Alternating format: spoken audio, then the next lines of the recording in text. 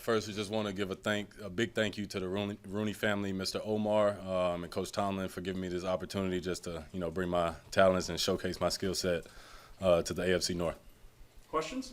DK, what led to the decision that you wanted to make a change? I think just me, like I said, man, these guys showing interest. Coach Tomlin, Mr. Omar, and Mr. Rooney all hopped on the phone with me Sunday, and it just felt homey, felt welcoming. That they wanted to bring me to this historic organization, and everything was just snowballed from there, and brought me here in front of you today.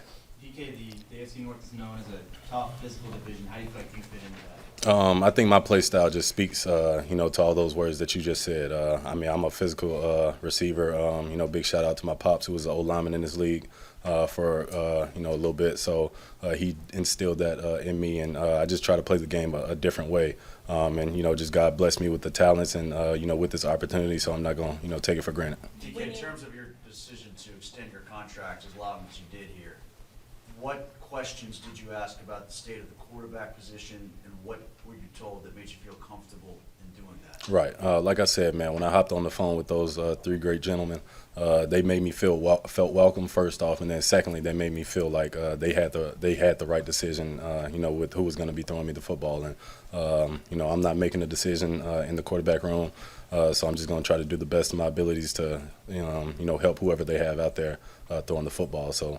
they make the correct decisions, to bring the quarterback in here. So I'm just going to roll with that.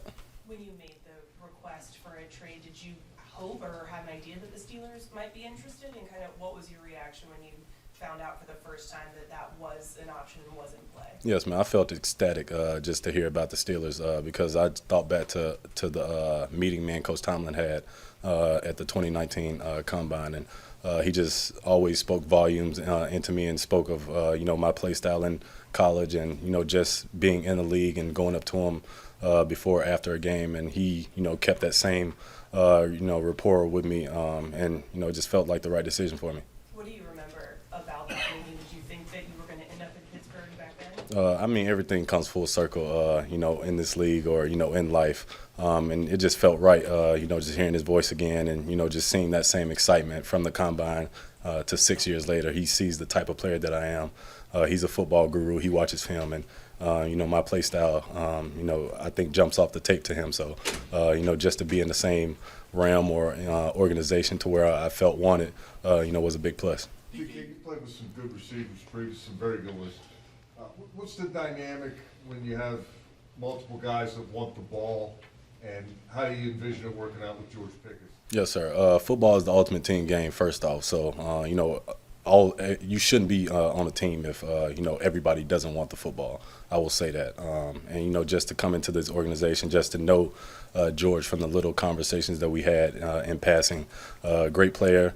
Watching him from afar, the receiver coach calls him Freak Show, and I think that's a fitting name for him, with the circus catches that he makes.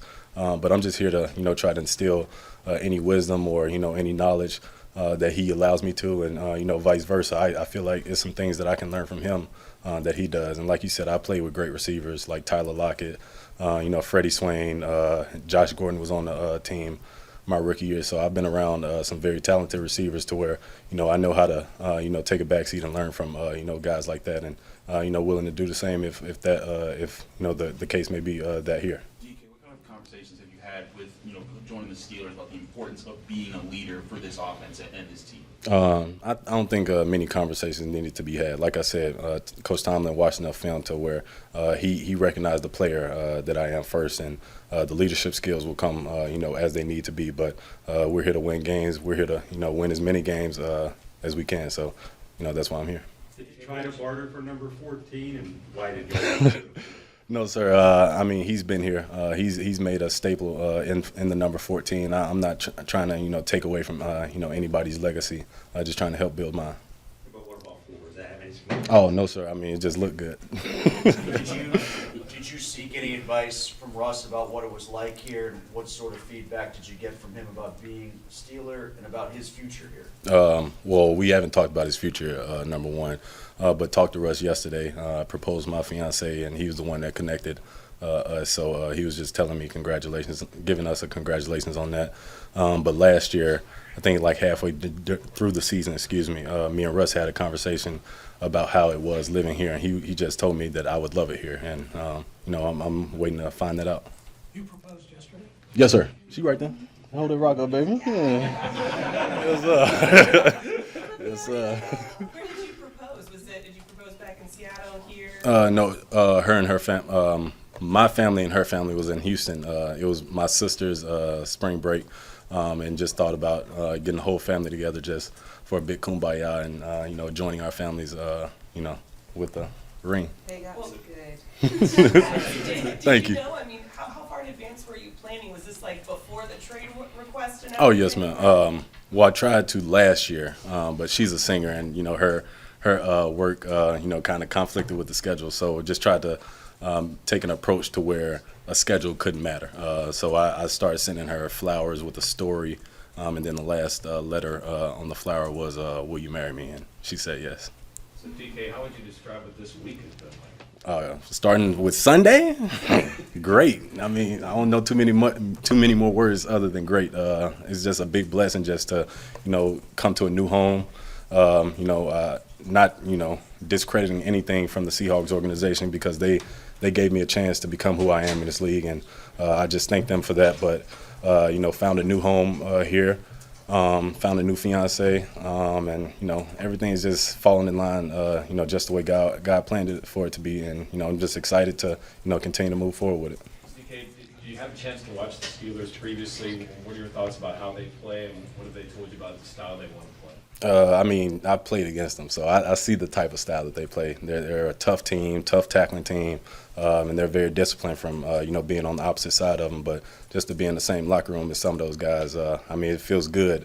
But even with the free agency signings that we've had, with Darius Slay, just speaking on one of them, just going against him, the battles that we had, but just to battle with him in practice, Joey Porter, going against him his rookie year. So, Coach Tomlin has brought some great players into this league, has drafted some great players into this league. So, just looking at, add to, this historic organization. Arthur Smith had A.J. Brown in Tennessee. Can you envision yourself maybe like in A.J.'s role when he was with the Titans? Yes, sir. I'm my own player, so just looking for my own lane in his offense. He's a great coach, had some great, exceptional players, in Tennessee and last year here. So, just looking to put my own mark on his offense. Do you practice how you play, and does that ever get explosive, combative, contentious?